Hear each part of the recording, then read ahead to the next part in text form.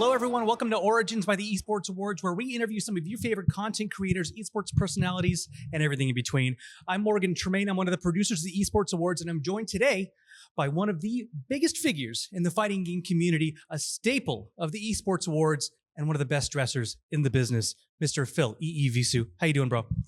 I'm doing fantastic. I appreciate you actually bringing me up here. You know, anytime somebody wants to yap with me, I feel like it's just naturally going to be a good time. So I think the next 30 minutes, 45 minutes, it's going to be a good time. We're yappers. We're a bit yappers. Obviously. Yeah. All right. So you've had an awesome career. We all know you from the fighting game community. Yep. I want to talk about your origins in esports in particular. Sure. Not only that, but also your origins in gaming, because it's like you got to be into the gaming to get into the esports. So what was your first big gaming memory? Oh, man, let's see. So like a fighting game and Smash Brothers is under the same umbrella. So for me, I'm definitely going to have to go, like you got to go all the way back to like 2003, right?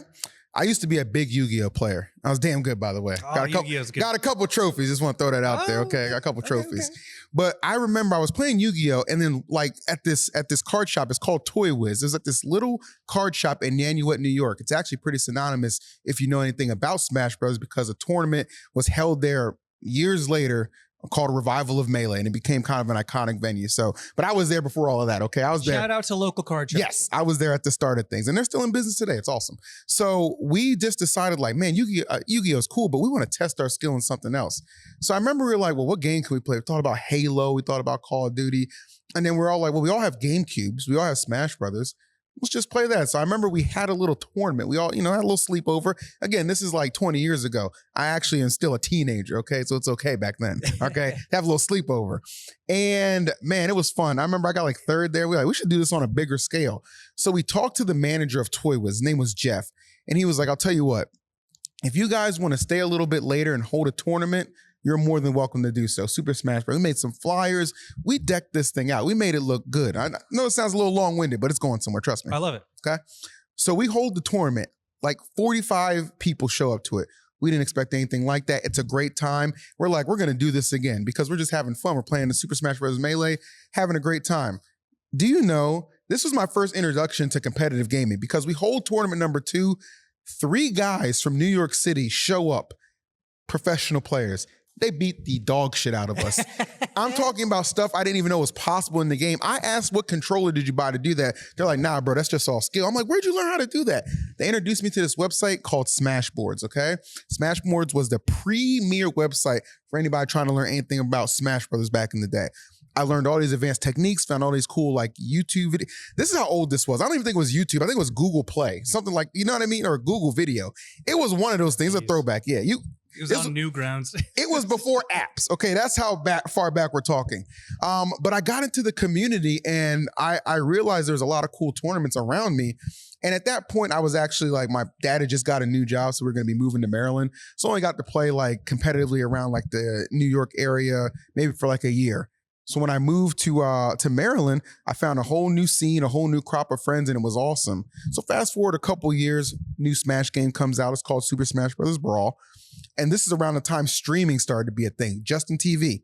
Okay, it started to pop up a little bit. People were using these things called dazzles to stream events or whatever. I'm talking old school. Yeah, I'm old, okay? Talking old school with I'm old too. It's okay. We're elder millennials. That's what we like to call it. You understand where I'm coming from. But I got eliminated from a tournament hella early, and I didn't drive. Okay, my ride was one of the best in the region. He was going all the way to top 4. So I'm like, well, what am I going to do? Just sitting around here for like 8 hours by myself. You know what I mean? It's streaming. They had a mic. I sat down. I know the game. I'm pretty good. I just started yapping, started talking, probably 7-8 hours straight. Time just flew like that. Tell me why 2 weeks later, my friend messages me on Skype. Not AIM. I'm not that old. Messages me on Skype, okay? He's like, yo, read the comments to this video. And it's like, I don't know, like 30 comments like, yo, who is this guy? He's hilarious. We like this guy. And I'm thinking to myself, well, I mean, I don't know, I'm a bit of an asshole sometimes, but apparently I'm entertaining on top of that. And that's honestly what started my journey because I would keep going to tournaments, but more so play, I would just start getting on the streams and just letting myself to become a voice of that product. And before I knew it, like, I just didn't stop. Like, eventually, like, I got my, if I'm talking too much, just shut me up. No, this is great. I love it. This is what Origins is about. Okay, because I got my first, because I must have started commentating around like 2008. And I got my first big break in 2015, MLG New Orleans. They had a Super Smash Brothers tournament for Smash 4. And I had like, when they hit me up, I was like, oh yeah, man, like I can get a car, cause I lived in Maryland. So I was like, yeah, I can get a carpool out to New Orleans and like, you know, we can get like, I'm sure there's like some cheap motels around. The dude was like, it's like, where have you been working, bro? He's like, we'll get you a flight, we'll get you a hotel, we'll give you $1,500. When I got that offer, I said to myself, maybe there's actually a legit future to this. And that's when I took it like from just doing it casually to like, okay, I want to do this full time. And that's where I just kind of took off, if you will, in the Smash space and still here today. That's awesome. Yeah. You know, it's funny to think about, like, when you talk about it starting in that card shop. That little card Shout shop. out, what was it, Fred? Jeff. Shout out, Jeff. Shout out my man Jeff from Toy Wiz in Nanuet, New York. But that's the thing. It's like that grassroots story happens so often with esports. And I think it especially talks to the community aspect of, in particular, the fighting game community. Can you talk a little bit about like the community of fighting games? Oh, yeah. I feel like it's a more passionate, close-knit kind of community compared to some other games or esports even. I would say so, because let me tell you, some of the like the infighting that I've heard about and seen in like other esports is kind of like crazy. It's almost like crab in the barrel. You're just trying to take the next man down instead of elevating. Now, it could be sparked by the fact that we're playing a Nintendo game. And I love Nintendo. I've worked several events for Nintendo up to this point. Please keep me on that contractor roster. But they were not messing with Smash for the longest time, or the community. So we never had those like fancy like sponsorships or money put into it. You know what I mean? Dedicated events, bootstraps, bro. We had to get it out the mud. That's just what it was. We would fundraise tournaments. You know what I'm saying? Like people would have them in their garages, and it was still just, it was a vibe because we all understood we have like this common goal. We want to see our scene, our esports like thrive, because we see the landscape changing. We know that this is going to be a real thing. And even if we have to keep it grassroots, we can still keep it 100. We can still make these moves. And it kind of put us on a trajectory where at some point Nintendo did acknowledge us. Like there was a whole circuit for Smash at one point, a legitimized circuit. It was called the Panda Cup, okay?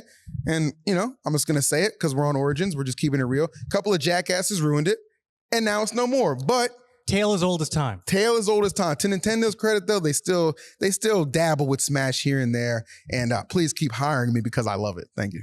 Well, it touches on an interesting point, because nowadays a lot of games will come out of the gate specifically with an eye towards esports. But really back in the day, it was something that, like you said, with Smash, like you had to do it yourself. Yeah. And it took a while before they noticed, because that was not a part of the market. And I think it's because there wasn't really that much of an economy for it. You really had to prove it yourself before the developer could get into it. Yeah, and you know, to Nintendo's credit, they've never been shy about it. They make games that are like family friendly. They're not not a hyper competitive company, and that's perfectly okay. You know what I'm saying? Like every now and then we'll get some cool events out of them, whether it features a Smash Brothers, a Mario Kart, or a Splatoon. But that's part of the reason why I realized, like for me, if I want to stay in this space and be relevant, it would be essential to kind of like break out of it a little bit, right? Like I didn't want to just be known as the Smash guy. I'm one of the greatest of all time on the mic. Like that's just no cap. That's a fact. But I wanted to do other things. But I mean, on that note too, I mean, we talk about like, it's kind of obvious like by the demographics, like gaming is very much like it's like a boys club. But I think in a lot of ways, it's also like, there's a lot of racism involved in the gaming community. I think that's pretty hard to deny at this stage. What are some of the things you would say to someone who wants to get involved in not just like the gaming community, but esports in particular, who might be facing some of that? Ooh, let me tell you this. Me personally, I thrive off of hate. Like if you dislike me, I don't care, because you're going to keep watching. That's just what it is. And I know that. You're watching right now. I know you're watching right now. And I love that, okay? Now, if you're not as thick-skinned as me, that's okay. What I would say to it's kind of like what I tell new casters, bro. Like, don't worry about what a Reddit thread says or what like a Twitch chat says. Like, get some feedback from some peers who are actually willing to talk to you and listen to you. I'm one of those such people. Like, people have sent me their commentary matches and I'll like critique them. I'm not like a professional, but I can tell you like, hey man, shut up. You keep talking over your co-caster. It's a bad look. You know, simple stuff like that. There's some fundamentals to it that's very coachable. Exactly. And you have to understand, it doesn't matter. Not everybody's going to like you because you're never going to be everybody's cup of tea. Okay. But the people who want to take a sip, That's who you're after, bro. That's who you're after. That's the audience. And there's going to be plenty out there if you keep honing that craft and getting better and better. And don't just stop at being the local guy, bro. Shoot your shot for working regionals. You know what I'm saying? We call them locals, regionals, nationals, and Smash. You know what I'm saying? Like, just keep trying to go up the ladder. And if you like another game, bro, branch out to that. There's so many ways to get noticed now because of the online space being what it is. Like, block out all the noise, man. Just do you. You're going to make it sometime, bro. Like, look at me. I'm sitting in this chair right now.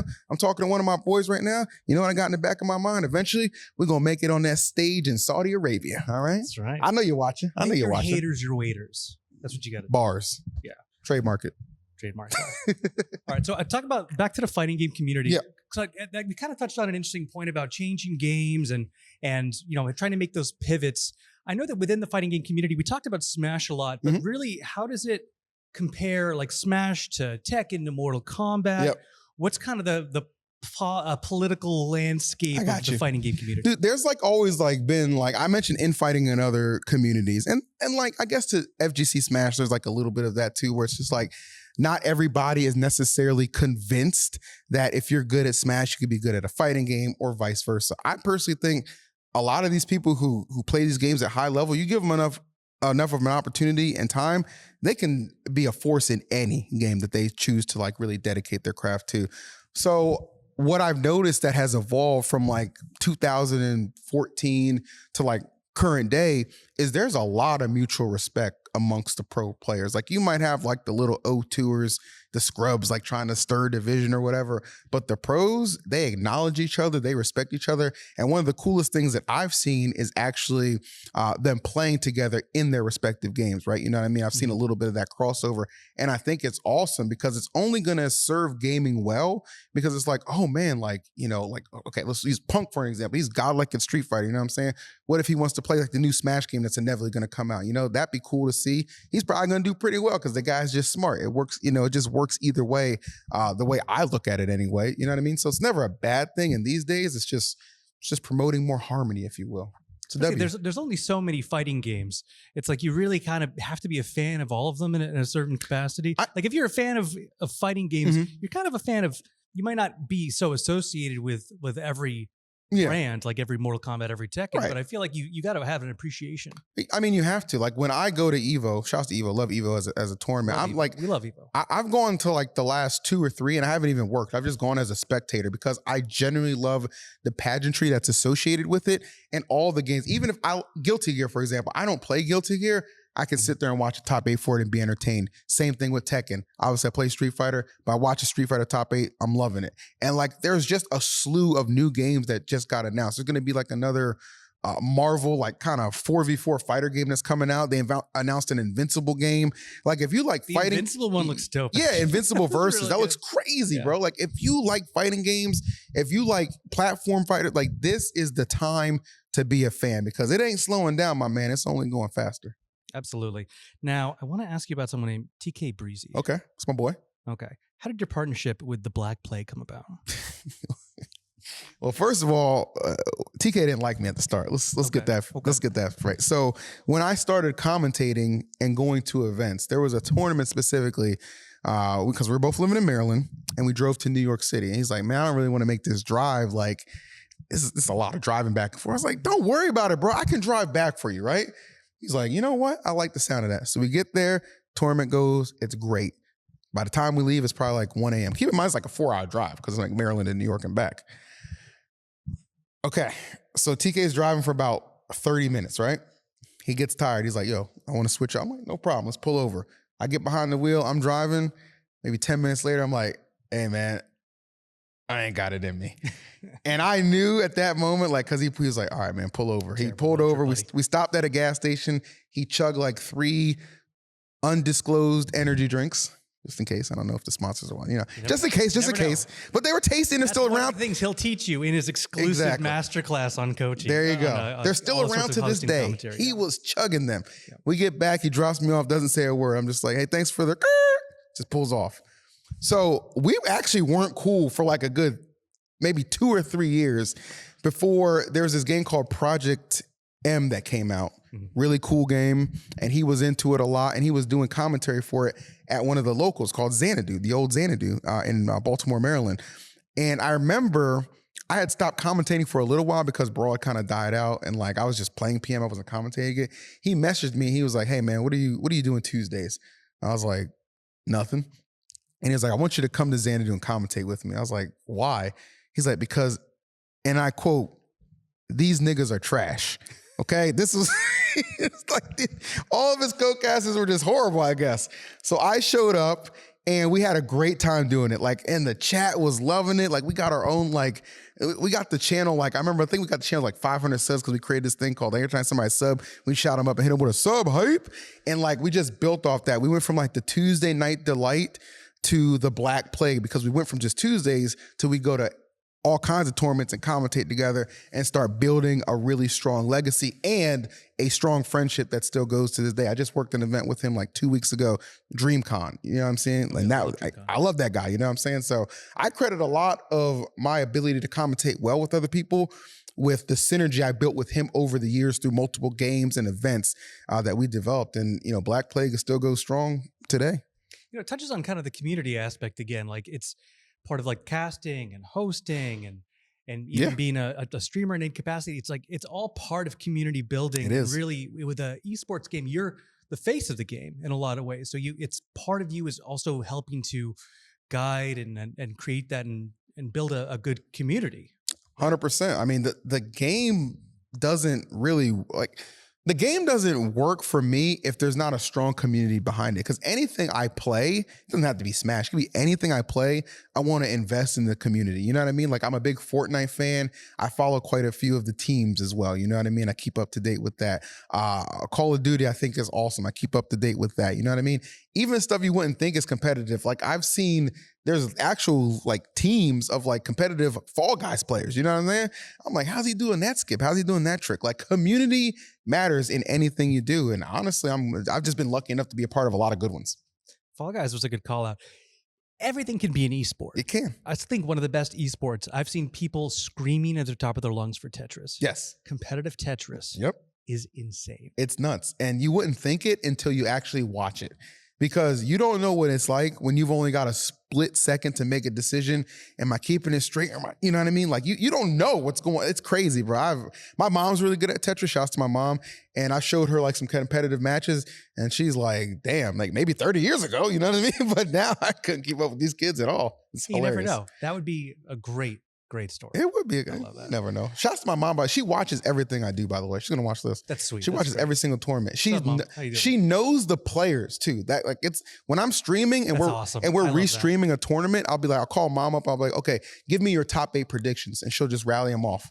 Well, that speaks to how accessible esports can be. And the fighting game in particular, because a lot of esports, it's tough to follow. Like, it's really tough. There's no focal point. You have to understand so many of the mechanics. Yeah. With fighting games, you understand a street fight. Nah, you understand someone getting punched. Exactly. It's just, and it's really for somebody who watches and they really like what they see, they enjoy the commentary, like, this would be cool to keep up with. The barrier of entry isn't too difficult. You invest a little bit of time every single day and you're going to get back. You're going to, at the very least, you're going to get a hang of how to play it and grasp it. And if you really want to invest the time, there's plenty of tools and resources to get better at it. We've seen some of like the best players of their generation that have come into it like 2 or 3 years ago. Like, it's crazy. Yeah, it's never too late. Yeah. It's never too late to start a career in streaming, start in content creation, start in esports. Literally, I think a good way to look at this is there's really only the boundaries that are in your head. I 100% agree, bro. And like, you determine where you want to go and what you get out of this space. Me personally, I want a lot. That's why I'm still grinding and still here. You know what I'm saying? That's good. Well, we talked about some of the older titles. We talked about sort of the history of esports a bit. There's a big 1 and a big 0 right here. It's the 10th anniversary of the Esports Awards. Esports is a lot older than that, but we're celebrating the last 10 years. What do you think has been the big change, the biggest change you've seen in esports over the last 10 years? The biggest change in esports, man, I'm going to go, that's pretty easy for me, actually. It's the fact that it's become mainstream relevant. You know what I mean? Like before it was like, oh, don't waste your time sitting in there playing all these games. You know what I mean? Like, study. And listen, if you're still in school, I absolutely recommend still studying. Put your books before the controller. But at the same time, if you're talented at a game, you can actually make a career out of it, whether it be streaming, whether it be playing on a team at a professional level. Look at the League of Legends, Faker. That guy could buy generations of my family. Well, that doesn't sound right. But you know what I'm saying? Like he got generational money. You know what I'm saying? That's just, maybe that's an extreme example. But there are definitely guys who are just like buying houses, starting families, giving their family like a big head start because they're just good at understanding situations in a game, pressing buttons and making those decisions that quick. You know what I mean? I think it's amazing. And the Esports Awards has done an excellent job highlighting that. One thing that they've done for me personally is I've gotten into games outside of simply being, fighting game or Smash Brothers. Like League of Legends, I'm not good at League of Legends, but I like the storylines behind it. That's why I mentioned Faker, because I became a big Faker fan, who I think is the GOAT of esports, period. The GOAT. You can't deny it. You really can't. It's impossible. And being a part of this organization has been amazing. Like, in all honesty, Morgan, I'm gonna keep it real with you. I honestly maybe shouldn't even be sitting here. I shouldn't even technically be a part of the Esports Awards, but I shot my shot at a couple of years ago. They had an event here in Long Beach. It's called the Mobleys, right? Mm-hmm. Awesome event, great producing, and it was really fun to just get an opportunity to come. And I stayed after a little bit, and I figured out like who was in charge, like who were the head honchos. And I remember, I think I just walked up, it was in Mike or Ali. I walked up to one of them and I was like, hey man, and I might've had somebody vouch for me, but I was like, hey man, I think I'd be a great fit for this space. Give me a chance, right? Because remember when I told you, like, I wasn't too sure about trying to break out after that whole DreamHack thing had happened, right? But I was like, I really like what these guys are doing and producing here. And I knew it could be an opportunity for me to get a little bit more recognition on some of the guys in the fighting game and Smash Brothers space, right? Just by being a voice. And sure enough, like they gave me an opportunity, and hopefully I have been doing a good enough job where they'll keep giving me those opportunities because I love it here. You're crushing it, man. I mean, you got to shoot your shot. Your shot's very important. You should see my DMs, man. I'm still shooting. Good. You got to keep going. Got to keep it up. I'm just kidding. I have a girlfriend, but yeah. Okay. Back in the day, though. Back in the day. You can cut that out. We cut that out. Handle that in post. Yeah. All right. So Esports Awards 2025. Yep. Who are you hoping to take away some of the decade awards? Ooh, okay. So that's tough. Controller player of the decade. I think I'd like to see Sonic Fox get that. Me too. Me too. They have had an incredible career and very like vocal individual too, which I think is a great thing because I think you should have a big personality in esports. So that's kind of where I lean for that. When I think PC player of the decade, Faker. I mean, what else can I say about that? You know what I mean? And then there's just so many nominations. Like if I go with like the organization or team of the that decade, one's a tough one. I'm gonna get a little bit biased here and let my inner frat boy come out. Phase up. Phase up. Really, you phase? I'm phasing up. You wanna know why I like phase so much? Yeah, unpack it. Because I went to a TwitchCon. Like this is when Tfue and Cloaksy were still in FaZe Clan. Mm-hmm. And I tried to get like a couple of pictures with some of the Fortnite pros and they were like, we can't do it right now. It kind of blew me off a little bit because I guess they were going somewhere. Both of them stopped and they were like, and took the pictures and they were cool as hell. And I was just like, these are my guys right here. It's really that easy to make a fan for It life. Really is, bro. It really is. It really is. For me, I'm leaning a little Cloud9. Okay. I don't know. That's fair. There's a crazy legacy there. I mean, they got Mango. But like FaZe, Optic, it's like there's a Mount Rushmore.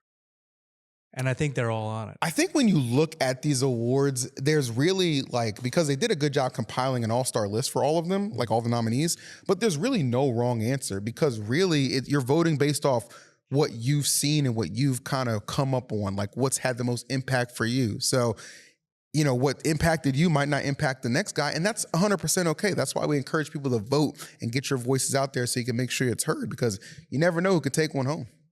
All right, so it's been 10 years of the Esports Awards. Mm-hmm. What do you want to see out of the next 10? The next 10, okay. I'll break this down into two parts. Selfishly. Okay, part one. Mm-hmm. Can I get a nomination? I mean, can I get one? We get him a nomination. Can I get one? Just one nomination, you know what I'm saying? Like, let me get on the board for one. But in all seriousness, I just want to see I just want to see it keep growing, man. Like it's evolution for me. It's evolution and evolving with the landscape that's going to keep events like this prestigious and keep drawing new eyes and new sponsorships and just another reason every year to come together and celebrate. So let's just keep evolving, keep uplifting each other and keep it going, man. Because why the hell not? Look, if we don't do it, who's going to do it? That's it. That's right. I think I see an esports award in your future. You know. I think so. Yapper of the year. I'll take it. Yapper of the year. All right. Lastly, any advice to someone who wants to get into esports? They're nervous about it. Yep. They think they have some talent there as a player, as a commentator. They're worried they're not going to be able to make a splash in it. They're worried because of racial barriers, any kind of barrier stopping them from doing it. Yep. What do you want to say to give them the courage to do it? Listen, at the end of the day, first of all, it doesn't matter. Truly, in my opinion, your skin color should never matter, bro. Like I've always been a proponent of hire me because you think I'm good and I'm talented, not because I'm black. I don't care about that. Okay. And I think that should apply to everybody because if you're thinking about getting into the esports space, like, okay, I want to be a pro player. I'm not that great. Okay. Get on and play every single day. Grind about it. Oh, I know the skill like any other. Exactly. You just got to work for it. Yeah. I know the game quite well. Oh man, but how do I commentate? Well, one thing I did was I would mute matches and I would commentate over them. That's really good to kind of develop a little bit of just skill, but like a cadence. Go out to an event, work with somebody. If you can find somebody who just wants to do it with you, event after event after event, local after local, that's great because you're building a rapport and you're building your skill. And then, let's swap out TK and bring in my boy Charles. You know what I mean? We have a rapport. We're going to work really well together. It's all about, again, what you put into it, the work. So I guess the best advice I could give is just go for it, man. Like find some like-minded individuals and make it happen because I'm telling you, it's only scary until you do it. And then it's just fun. Just do it. You got to go for it. And you too can be nominated for an Esports Awards.